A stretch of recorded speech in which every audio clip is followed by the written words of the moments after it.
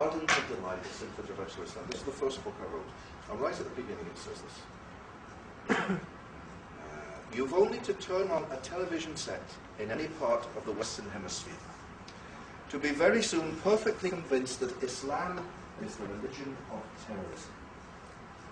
Muslims feel that after the horrifying events of September the 11th in the United States, or the terrible bombings in Madrid or London or Sharm el-Sheikh, that there's not an explosion or a loud noise to be heard in any large city, be it the result of a leaking gas pipe or a car exhaust backfiring, and all eyes will look to Islam as its cause. They believe that the very name Islamic has become associated in many people's minds with suicide bombs and suspicious characters intent on evil. Wearing the Muslim veil, far from being a symbol of modesty, has become for many a symbol of the oppression of women, of extreme religious bias. So where has this image come from that makes Islam seem so violent, so aggressive, so uncompromising in its dealings with others? Daily news coverage brings to our screens images of extreme violence from Iraq and Palestine. Arabs boarding any aeroplane feel that they're looked upon with suspicious eyes, not only by airport security, but by passengers too. Fearing for their own safety, they could be carrying concealed weapons. And yet, they say, when IRA violence was at its height in Northern Ireland in the 1970s and 80s, no one spoke about Roman Catholic terrorists. The Roman Catholic Church wasn't singled out for criticism. When the Basque separatist group ETA have carried out attacks in the Basque region of northern Spain, no one talks about Christian terrorists. So why Islam? You know, at the moment in Turkey, there's a lot of talk about this genocide, this killing of a lot of Armenian people in the last century. But it's strange, isn't it, how Islam is to blame, how Muslims did it. You know, when the Jews were killed in Germany in the Second World War, it wasn't Christians who killed them, it was Germans. But somehow the Armenian, and we're not condoning the killing of people, but the point I'm making is, when the Armenians were killed, it's Muslims who did it, not Turks. You understand? The spotlight is on Islam. And you know, I'll be very honest with you and say, most of it is our own fault. Most of it is our own fault. But we'll come to that a bit later on. I want to tell you something else. Let's start from my journey to Islam. Okay? Now, I was a Roman Catholic priest. All my life, in fact, from your age. After university, I joined a Roman Catholic religious order. And I lived in a monastery, for want of a better word. And I taught kids. That was all my life.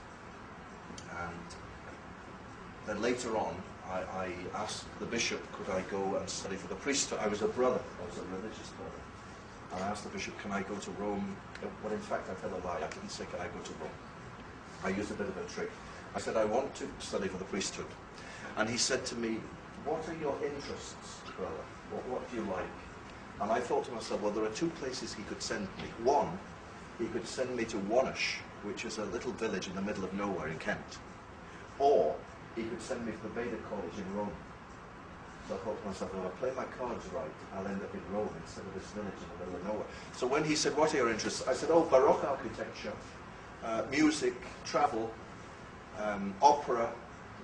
Well, subhanAllah, he picked Rome. And I was sent off to Rome and had 5 fantastic years studying in Rome. Now, just as an aside, one thing that's important to say is, people come to these talks and they hear a priest, now Muslim, who must be going to tell us some little juicy details about the Vatican and that sort of stuff. And I always, in any talk I give, I always say, if you've come tonight to listen to me criticize the Church, or the Pope, or Catholic teaching, or the Vatican, you've come to the wrong talk. Because I'm not going to do it. Why? Because all of my past, all of our pasts, all of my past is part of who I am. And you know, when I was sitting, like you are now, when I was sitting in Rome, listening to lectures about St. Thomas Aquinas and the medieval papacy, I was training to be talking to you tonight.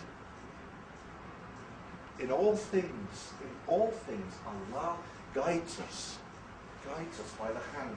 Sometimes, because we're so stupid, he pushes us from behind. And sometimes he has to give us a kick as well, because we're a little bit naughty. But all the way through our lives, Allah is there. He's there. And he's leading us, guiding us, and willing us for good. So I studied in Rome, and let me tell you a story about Pope John Paul II. One of the great men, one of the giants of the 20th century. And the first time I met John Paul II, it was in a room twice the size of this one, but flat. It wasn't ceiling. And what happened was, every first Saturday of the month, the Pope would come to the Vatican. You know, when you see on the television, the Pope comes out and greets people on the balcony of St. Peter's. You see this on the television. Well, behind him is one room. The whole of the front of St. Peter's Basilica, where he stands, it's all one room behind him. And what happens, the first Saturday of the month, the Pope comes, and the people are sitting like you are, about this width. So he comes in on that side, right? So if you're on the aisle, you get to touch the Pope's hand, okay? So the Pope came in, and bless him, he was very, very old, even then. And so very dodgy, and he came in, and the people were clamoring and shouting, I'm from Timbuktu, and I'm from Somalia, and I'm from the Philippines, and all that. Now the poor man, you could see in his eyes, he was glazed by talk. So he came in, said the prayers here, and then at the end, it was time to move up. Now I was sitting on this side, okay? I sat here on purpose. And when the Pope got to me, I grabbed his hand. He was going nowhere, okay? I grabbed hold of the hand. He talked about something, I can't remember what, it was a very emotional occasion. And then he pulled his hand away. But I was holding him so tight that the ring on his finger came off in my hand. And he looked at me and looked at the ring and said, I think that belongs to the Pope. Literally, I went off. That was my first meeting with John Paul. And when John Paul died, in Rome, the Muslims of Rome prayed for him. They prayed for him during Friday prayers, and he was in the hospital dying. And when he died, a rumor even went round that he'd become Muslim on his deathbed. Now, I don't know if he had, I don't know. Allah alone knows that. But what it shows is, it says something very important, that the Muslims of Rome loved him so much because he was kind to Muslims. He'd helped the mosque to be built in Rome. They loved him so much that they actually started saying he became Muslim. Because there's nothing more that we could wish for someone that they become Muslim. Yes? You know, we want to tell our friends about being Muslim, but often we do it in a very bad way, and it puts them off rather than draws them to Islam. But we want that. We want them to become Muslim. So John Paul, they said he was, I don't know if he was. But if anyone's looking for tales about the Pope, no. All I've got to say is good things.